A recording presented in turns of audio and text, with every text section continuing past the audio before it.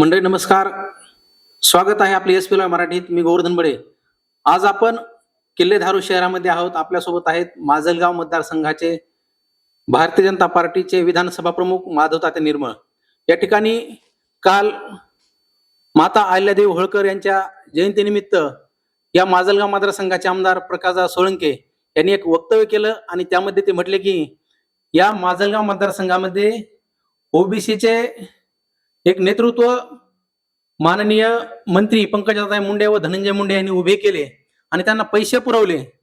या वक्तव्याबद्दल थेट नाव घेऊन नाही मात्र प्रत्यक्ष अप्रत्यक्ष असा आरोप या ठिकाणी माधव निर्मळ यांच्यावरच केल्याचं आपल्याला पाहायला मिळालं. या ठिकाणी आपल्यासोबत माधव निर्मळ आहेत. या वक्तव्याबद्दल काय सांगाल?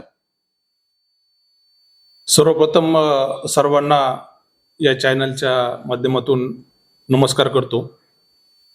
या मतदारसंघाचे आमदार प्रकाशराव सोळंके हे खूप श्रीमंत माणसं आहेत, परंतु वैचारिक पातळी त्यांची भिकारचोट आहे. कारण मला कुणीही पैसे देऊन त्या ठिकाणी उभा केलेलं नव्हतं. लोकांच्या आग्रहाखातर आम्ही ही खऱ्या अर्थानं निवडणूक लढवली आणि जे काही या निवडणुकीचा खर्च केला तो मी माझ्या कष्टाच्या कमाईतून आणि वडिलाच्या कमाईतून केलेला आहे. मला कुणीही या ठिकाणी रुपया दिलेला नाही. आज आपण पाहतोय या आमदाराचं करणी आणि कथनीमध्ये वेगवेगळा प्रकार आहे. मागच्या काही काळापूर्वी आपले संघर्ष योद्धे आदरणीय मनोजदादा जरांगे पाटील यांच्या बाबतीत सुद्धा त्यांनी असंच वादग्रस्त वक्तव्य केलं. ते ग्रामपंचायतला सुद्धा निवडून येऊ शकत नाहीत असं वादग्रस्त वक्तव्य केल्यामुळं काही समाजाच्या कार्यकर्त्यांनी त्या ठिकाणी त्यांचं घर जाळलं. त्या ठिकाणी सुद्धा त्यांना मराठा समाजाच्या अनेक कार्यकर्त्यावर खोटे गुन्हे दाखल केले. आपण पाहतोय की राजमाता पुण्यश्लोक अहिल्यादेवी होळकरची जयंती होती. खऱ्या अर्थानं अहिल्यामातेंचा इतिहास त्या ठिकाणी सांगितला गेला पाहिजे होता, परंतु माझ्यावर नेहमी आमदार गरळ ओकण्याचं काम करतात.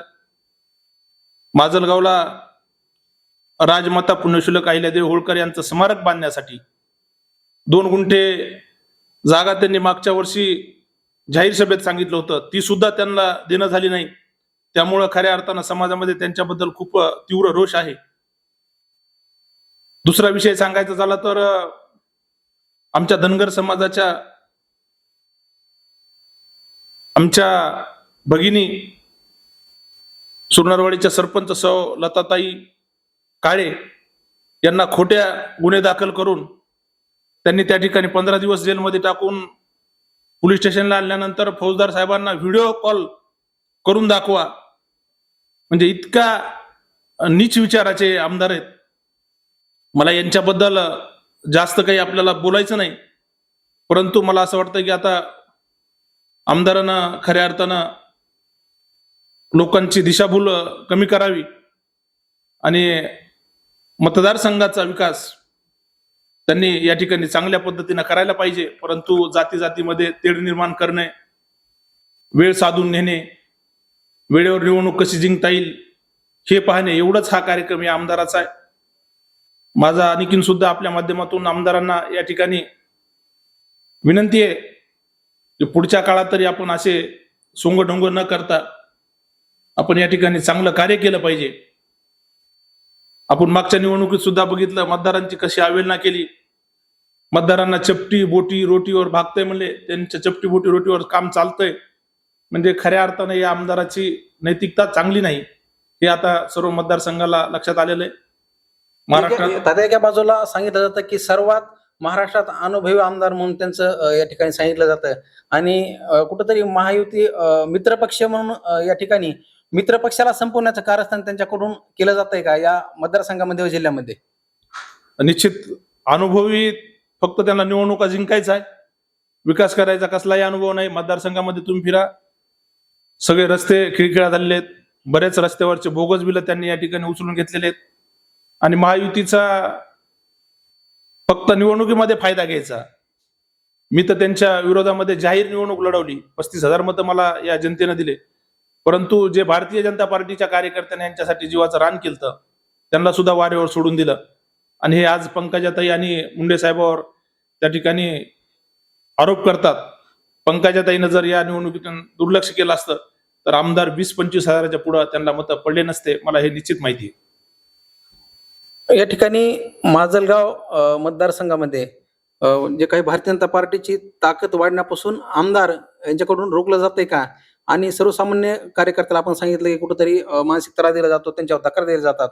विकास कामापेक्षा या ठिकाणी आपल्या मित्र पक्षालाच कुठेतरी तक्रार देऊन अडकवण्याचं काम आमदार यांच्याकडून होतंय. याबद्दल आपण माननीय पंकजाताई मुंडे मंत्री यांच्याकडे तक्रार करणार आहात का, किंवा पक्ष श्रेष्ठीकडे काय तक्रार करणार आहात का? भारतीय जनता पार्टी हा देशामध्ये सर्वात मोठा पक्ष आहे. भारतीय जनता पार्टीला रोखण्याची यांच्यात अवकात नाही. आम्ही भारतीय जनता पार्टीचे कार्यकर्ते आहोत. माननीय नामदार पंकजाताई मुंडे यांच्या नेतृत्वात आम्ही काम करतो. आम्ही निश्चित येणाऱ्या काळामध्ये आदरणीय ताईसाहेबांच्या मार्गदर्शनानुसार भारतीय जनता पार्टीच्या कार्यकर्त्याला निश्चित न्याय देण्याचा प्रयत्न करू. आम्ही आमचं काम करणार आहेत. आम्ही असल्या गोष्टीला भीक घालत नाहीत आणि आम्ही थांबणार नाहीत. भारतीय जनता पार्टीचा प्रत्येक कार्यकर्ता या मतदारसंघाच्या विकासाच्या संदर्भामध्ये निश्चित काम करेल आणि पक्षवाढीसाठी सुद्धा काम करेल. धन्यवाद. या ठिकाणी आपल्यासोबत होते माजलगाव मतदारसंघाचे नेते मान्य माधवताते निर्मळ. या ठिकाणी कालच अहिल्यादेवी होळकर यांची जयंती माजलगाव या ठिकाणी साजरी झाली. यामध्ये मान्य आमदार सोळंके यांनी थेट मंत्री पंकजाताई मुंडे व धनंजय मुंडेंच्यावर आरोप केले आणि या ठिकाणी पैसे पुरवले आणि या ठिकाणी नेते उभे केले. त्याचं प्रत्युत्तर चोख आमदाराला या ठिकाणी माधवताते निर्मळ यांच्याकडून देण्यात आलं आहे. गोवर्धन बडे, एसपीला मराठी, किल्ले धारूर, बीड.